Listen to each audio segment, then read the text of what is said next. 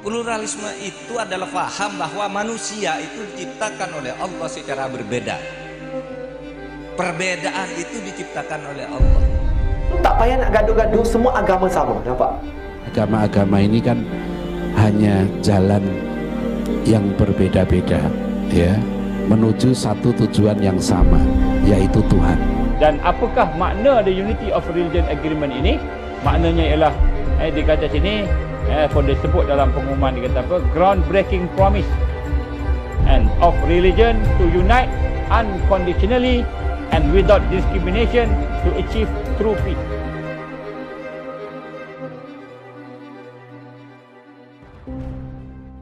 Assalamualaikum warahmatullahi wabarakatuh. Kami dari Kumpulan 4 akan membentangkan mengenai tajuk ancaman pluralisme agama. Sebelum kita berlanjut dengan pembentangan, izinkan saya memperkenalkan diri saya terlebih dahulu. Nama saya Noliana Syahira binti Mazin.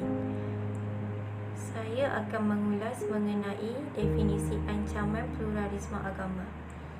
Pluralisme agama ini merujuk kepada sikap yang menerima dan menghormati pelbagai kepercayaan agama dan spiritual. Secara keseluruhannya, pluralisme agama ini adalah ideologi yang mempercayai semua agama itu adalah sama dan setara. Ancaman yang akan dibincangkan dalam konteks ini bermaksud situasi atau tindakan yang boleh membahayakan atau mengancam keselamatan dan keamanan, khususnya berkaitan dengan prinsip-prinsip pluralisme agama. Jadi, ancaman terhadap pluralisme agama adalah tindakan atau sikap yang cuba untuk menghalang atau mengancam kepelbagaian serta toleransi terhadap pelbagai kepercayaan agama yang wujud dalam masyarakat kita. Ancaman ini boleh melibatkan diskriminasi, penganiayaan atau usaha untuk menyekat pemahaman yang inklusif terhadap kepercayaan agama yang berbeza. Seterusnya, kajian ini bertujuan untuk menjelajahi dan menilai ancaman-ancaman yang menantang prinsip pluralisme agama dalam masyarakat. Ancaman-ancaman ini mungkin boleh termasuk tindakan diskriminasi, ketidakfahaman di antara penganut agama yang berbeza, dan usaha-usaha yang dapat menggoyahkan keharmonian serta toleransi agama dalam masyarakat. Seterusnya adalah faktor-faktor ancaman pluralisme agama. Ancaman terhadap pluralisme agama boleh berpunca daripada pelbagai faktor yang melibatkan aspek budaya, sosial, politik dan ekonomi. Berikut adalah beberapa faktor yang mungkin menyumbang kepada ancaman terhadap pluralisme agama. Yang pertama adalah ekstremisme agama. Ekstremisme agama yang melibatkan pandangan yang ekstrim dan ketidaktoleran terhadap kepercayaan agama yang berbeza. Individu atau kumpulan yang mempraktikkan ekstremisme agama mungkin memandang rendah atau menganggap sebagai ancaman kepada kepercayaan mereka. Yang kedua adalah politik identiti. Politik identiti boleh menyebabkan polarisasi di kalangan masyarakat berbeza agama. Pihak politik mungkin menggunakan perbezaan agama sebagai alat untuk memperoleh sokongan atau mencipta perpecahan yang boleh merosakkan ikatan pluralisme. Yang ketiga adalah ketidakfahaman dan stereotip.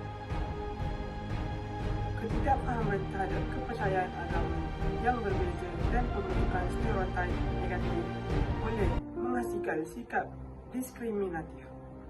Edukasi dan pemahaman yang kurang dapat memperkuat persepsi yang salah dan meningkatkan ancaman terhadap pluralisme agama.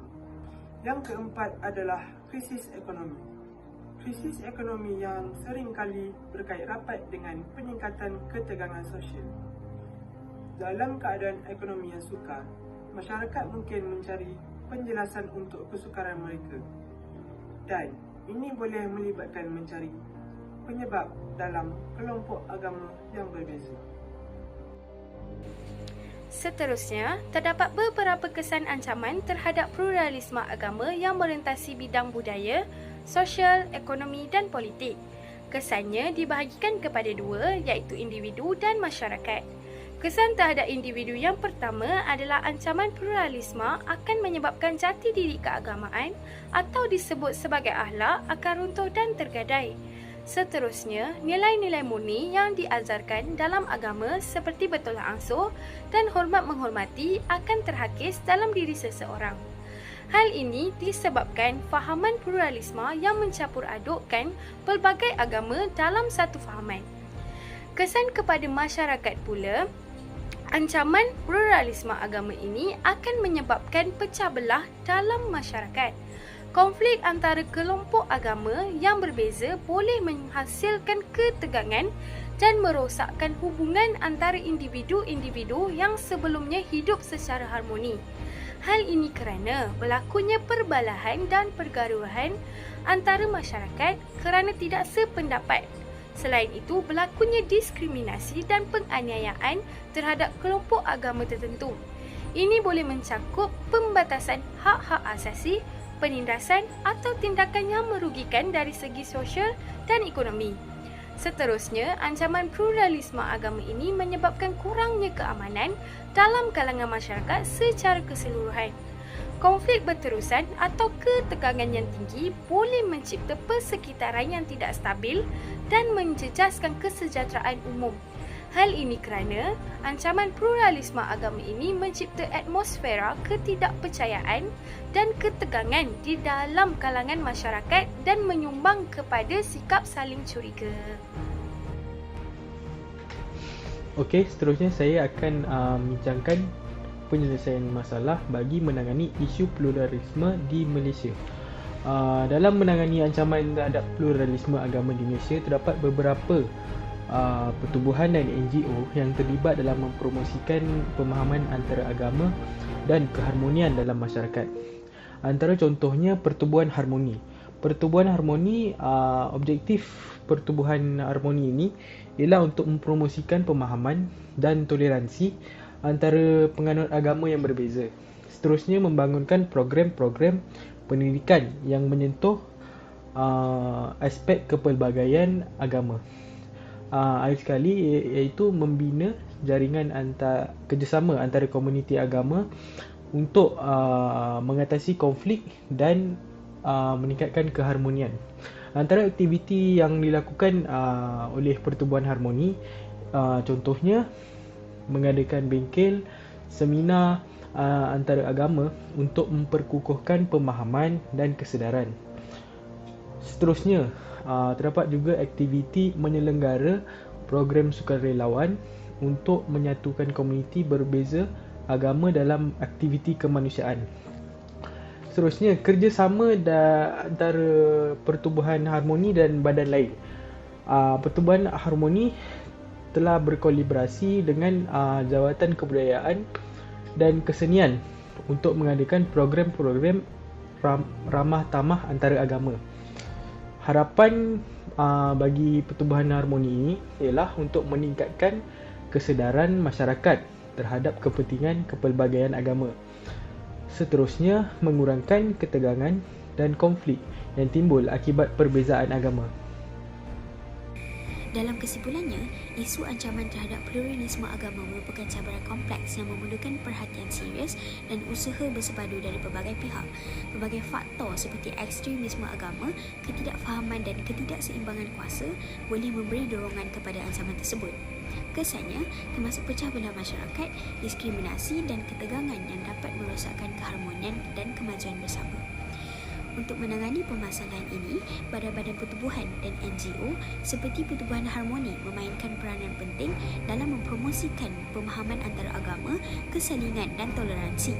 Melalui aktiviti-aktiviti seperti bengkel, seminar dan projek kebudayaan, mereka berusaha membangunkan kesedaran masyarakat terhadap pelbagai agama dan menyumbang kepada penciptaan persekitaran yang lebih inklusif.